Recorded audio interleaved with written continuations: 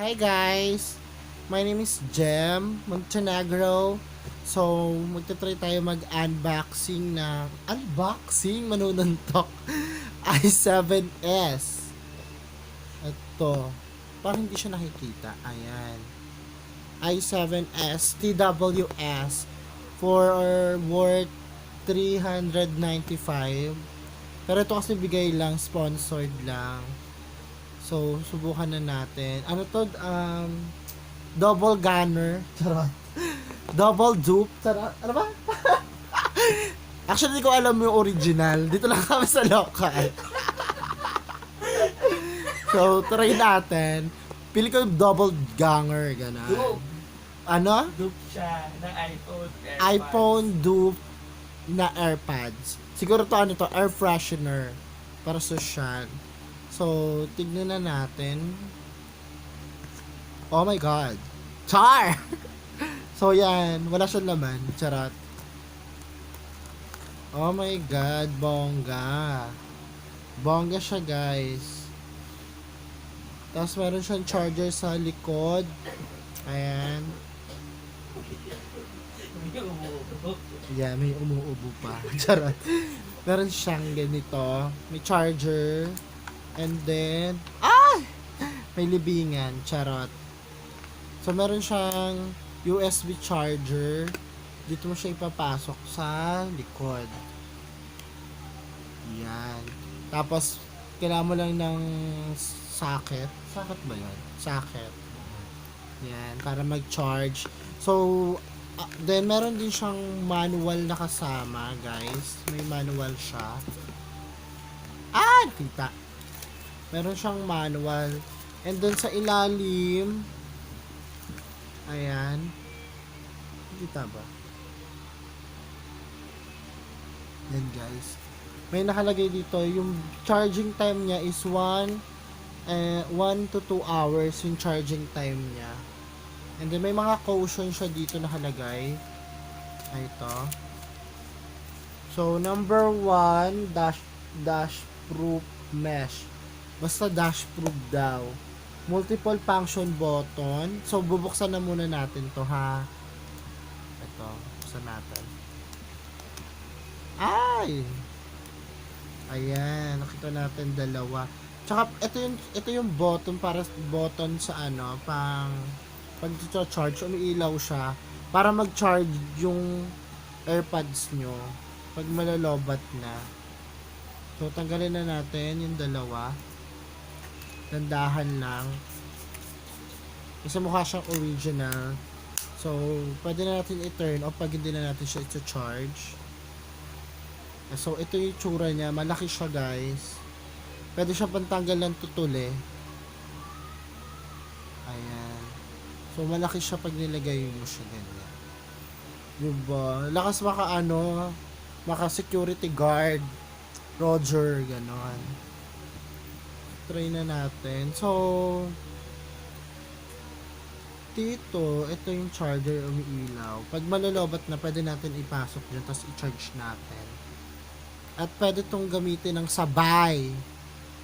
Meron kasing, hindi gumagana. Ako lang sa research. Ako nag-research ako. Sa ibang review. So, dito, pwede siya, may instruction naman siya, guys. Pwede nyo naman basahin.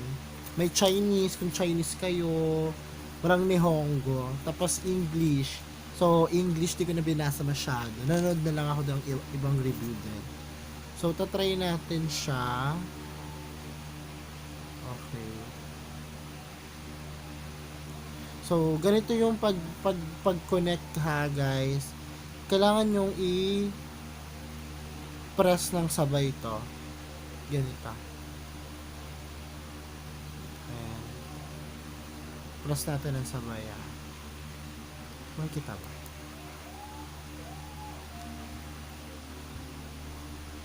Ayan. Umiilaw siya ng red tsaka blue. Nagbi-blink-blinks, alternate. Basta parang ganun. Wala, yung isa parang hindi umiilaw.